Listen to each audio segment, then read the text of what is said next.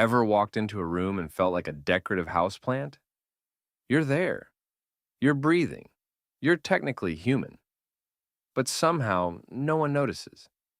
They breeze past you, talk over you, forget your name, and only remember you when they need a charger.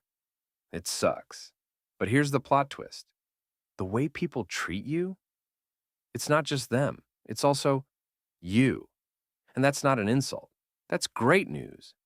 Because if you've been unknowingly teaching people to treat you like background noise, you can unteach them starting today. And you don't need a total life overhaul, just one shift. Do this once and watch how the world recalibrates around you. Ready? Let's go. Here's a brain fact you didn't ask for. Humans mentally sort people into categories to save processing power. If you've been acting the same way for years, always nice, always available, always the no worries, I'll handle it person, people stop seeing you as a person. They see a predictable utility. You're not Jake. You're a guy who never complains. And nobody respects a label. So, flip the script. Do something that contradicts what people expect from you. Always quiet? Speak up first, even if it's just to disagree politely. Always agreeable? Say no, with full eye contact. Always available? Tell them you're busy, even if you're busy watching clouds. Why? Because the moment you break your own behavioral pattern, people go, wait, who is this? That's your window. That's when perception shifts. Predictable people get ignored. Unpredictable people get respected. Let's be real. People read your energy before they hear your words. If you walk around like you've got nothing going on, like you're just floating in space, hoping someone finally validates your existence, that energy repels respect.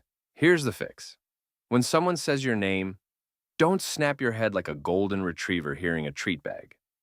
Pause. Then look. When you enter a room, don't scan around hoping to be seen. Walk in like you own the room, or at least like you've been there before.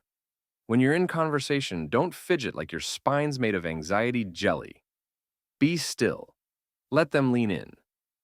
Because when you carry yourself like someone who has options, people treat you like someone who's not easy to replace. Confidence isn't loud, it's composed. If you've been apologizing for breathing too loud, taking up digital space, or interrupting someone's sneeze, it's time for a new game. Excessive apologizing makes people subconsciously think, oh, they think they're a burden. I guess I'll treat them like one. Examples. You're a minute late. Sorry I'm late. Say, thanks for waiting. You share an opinion. Sorry, just my 2 cents. Say, here's my take. You need to interrupt. Sorry to bother you. Try, quick question for you. Unless you committed an actual felony, stop apologizing like you're on trial. Every unnecessary sorry chips away at your perceived value. Swap the guilt for gratitude or directness, and watch people suddenly treat you like someone who belongs. Let's talk about your secret weapon. Silence. Yep, silence. Most people panic when there's even a half second of awkward pause. They fill it with filler words, awkward laughs, or unnecessary over-explaining, because they think talking fast cowers sounding smart. Spoiler, it doesn't. Next time someone asks you something, like especially if it's loaded, pause. Just breathe.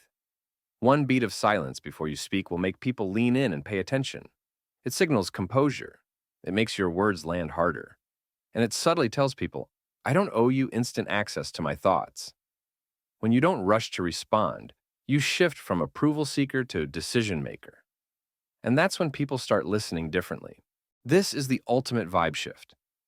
The person who needs less always holds more power. Think about it. Who gets treated better? The employee terrified of losing their job, or the one who knows they're valuable and acts like it? Who gets chased? The partner who constantly begs for attention, or the one who calmly walks away when their standards aren't met? It's always the person who makes it clear, I'm not desperate, I have choices. So here's what you do. When someone crosses a line, whether it's disrespect, dishonesty, or dismissiveness, Don't launch into a full PowerPoint presentation explaining your boundaries. Just disengage, no drama, no tantrum, silence, distance, exit. That one move? Terrifying. Because most people are used to bluffers, not people with follow through. When people realize you'll leave the table if respect isn't served, they start treating you like a guest of honor. You've spent years hoping people would just see your worth. But here's the harsh truth. People don't value you based on your potential. They value you based on what you demand through your behavior. So stop waiting to be chosen. Start acting like someone who gets chosen on their own terms. Ditch predictability. Drop performative politeness. Use silence to your advantage. Move with intention. And always remember, you can leave. Even doing one of these things will start rewiring how people respond to you. Do all of them? That's not just a glow-up. That's a character arc. That's how you go from forgettable to unforgettable. Before you go, if any part of this hit you in the gut or made you laugh while nervously reevaluating your entire personality, good. That's progress. So don't just lurk in the shadows of self-improvement. Do your part. Smash that like button. Let's keep this energy alive. Drop a comment below. Which move are you trying first? And hit subscribe. Because next time we're talking about how to mentally walk away from people before they mess you up. Your new reputation starts now. Walk like it, talk like it, live like it. See you in the next one.